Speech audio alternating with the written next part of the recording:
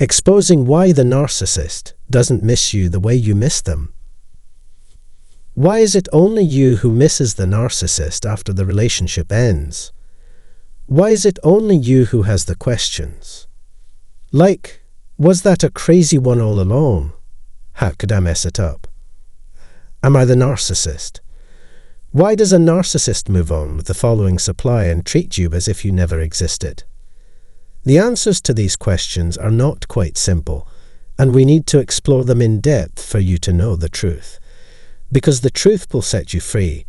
Let's explore it together in this episode. Hi, I'm Danish, a narcissistic abuse recovery professional. This episode is going to be all about understanding why narcissists do not miss you the way you miss them. If that sounds interesting, and you want to learn more, please make sure to subscribe by pressing the subscribe button and pushing that bell icon to stay updated with everything latest that I post over here. Let's get started.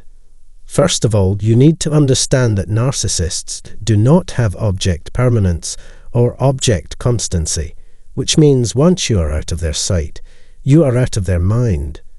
You can think of it this way.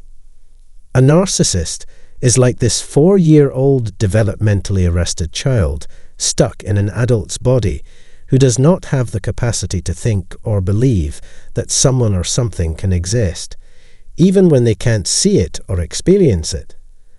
To go deeper into this example, you can think of a child. A 4-year-old was playing with a toy, and you take this toy away from them, and you hide it. And the child right away may throw a tantrum or want it back, but then they get distracted by something else. They forget about the existence of the toy. Why? Because they have not developed the capacity to experience reality far beyond what they're experiencing at the moment. They're quiet at the moment, like right in the spot beyond this part.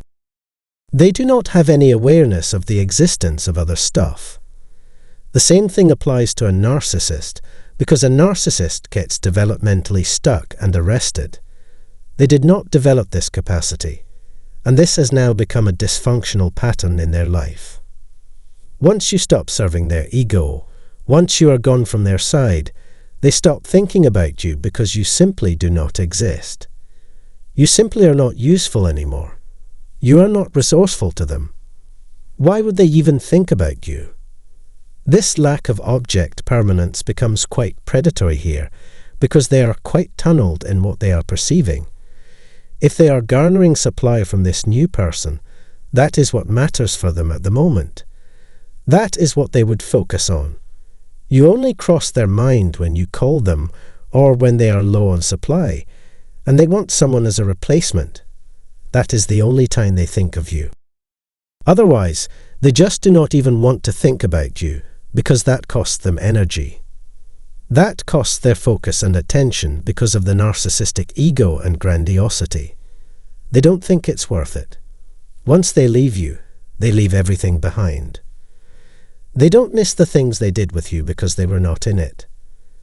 While they were doing these things, they were simply following the script because they knew that if they were to do these things 1 to 3 in the list, they would be able to make you feel a certain way, which means weaponizing the emotions that you feel towards them. But they felt none of those. They did those things without putting their soul into it, without being emotionally connected and invested in the relationship with you. They did it for the sake of doing it, so they don't remember any of it. It was quite mechanical for them. They did not put any interest in it at all. So once you are gone forever. They don't think of you, so they don't miss you at all. The other reason is trauma bonding. You are trauma bonded with the narcissist. So it's given that you would miss their presence, you wouldn't want to see them, you would want to know what they are up to, what they are doing, who they are with, who this next person is. Is this next person better than you would crave their presence? You would want to talk with them just one last time. You would want to get closure. You would have hundreds of questions. You would have cognitive dissonance, and you would be struggling between the two perceptions of the same person. One part One side tells you that this person was horrible, but the other side that has the good memories makes you wonder, makes you question whether he or she is truly a narcissist. If he was, why did he do this good thing here? And then you question the whole experience. So this is what keeps the cycle of trauma bonding going on and on and on. And you crave their presence because you are highly dysregulated. Being this confused about the personality of this person, being confused about their true nature, keeps you hyper-vigilant all the time, keeps you dysregulated. And if I take you back to the relationship, look at what happened in there. The narcissist was the same person who gave you a lot of anxiety, who gave you a lot of trauma, who put you under a lot of stress. But he or she was the same person. The only person who got you or brought you out of that miserable state. Of course, they did not do it intentionally. They did not want to do it. It's like they throw a breadcrumb at you. They just gave you this occasional nice behavior of theirs to keep you hooked, and you thought, well, the relationship is back to the way it was in the beginning.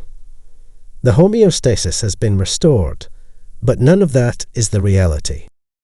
So that is happening right now. You are craving that stability again, at least that perception of stability. You're craving that connection that you felt with them at the moment when they were on their best behavior. That is what is keeping you in this cycle of missing them again and again. They do not miss you because they are not in the same emotional state that they put you in. They have a trauma bond that looks completely different. They were trauma bonded because you gave them attention. You put them on the pedestal. You made them like the owner of your life. You gave them this perception that they have control over you and everything related to you. That was their trauma bond. That is their supply. That is what they kept coming back for.